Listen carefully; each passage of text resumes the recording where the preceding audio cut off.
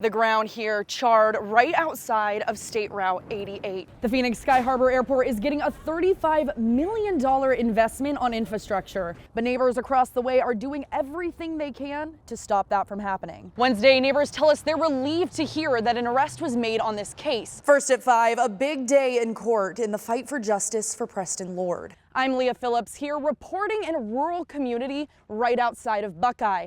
These folks are telling us that they are being affected by these sand mines posted just paces away from their residences.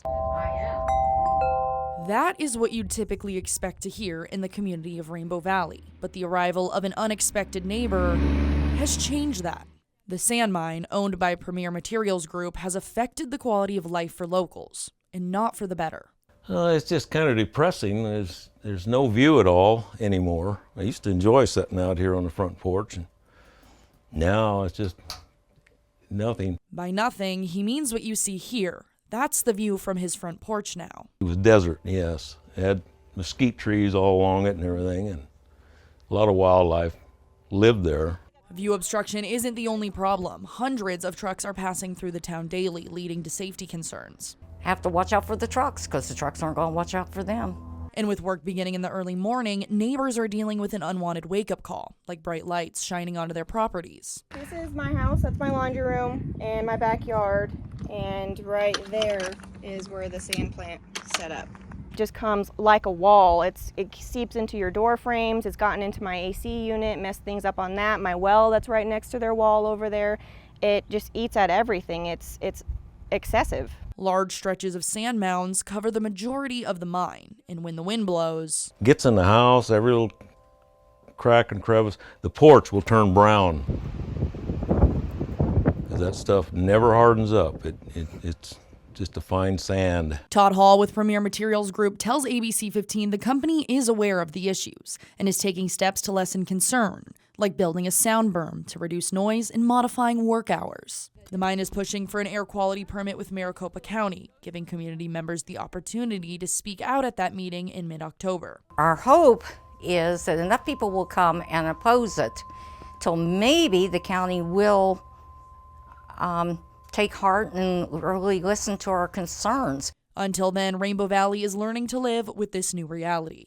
In Buckeye, Leah Phillips for ABC 15. Well, definitely there's a lot of traffic on the I-17. The roads need some help around here. There's a lot of potholes, there's a lot of cracks everywhere. I think that'd be nice to get those repaired. Those are just a few of the concerns Maricopa County voters will be taking to their ballots this week as they prepare to cast their vote on Prop 479, a proposition that would keep a half-cent transportation sales tax around for another 20 years. So we're not asking for something new, we're just asking to continue that work forward into the future. A few improvements made with the funding since 1985 include a 4-lane corridor expansion in Gilbert, increased bike lanes, and better freeway access.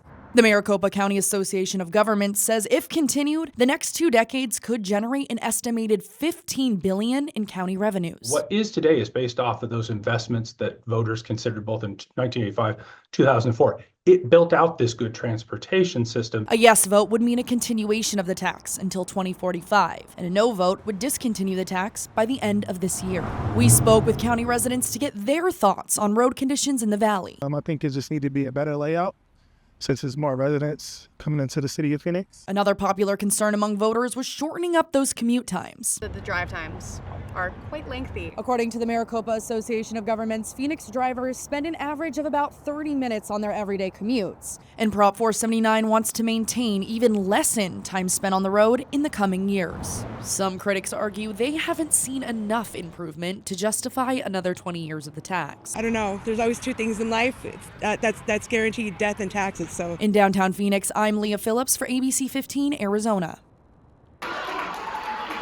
One hug, 9 months in the making, and an unforgettable surprise for two brothers at Foothills Elementary in Glendale after their dad, Sergeant Joshua Ham, planned his homecoming. I've been shaking all day. From a deployment overseas, serving in our military police. It's just a big surprise. 7th grader Nolan Ham was told he'd be spending his lunch period at a special VIP table. I thought that it was just going to be me and my little brother and my mom. Nolan's mom, Jeanette, was also in on the reveal, keeping the big news under wraps. I've been calling Josh the package.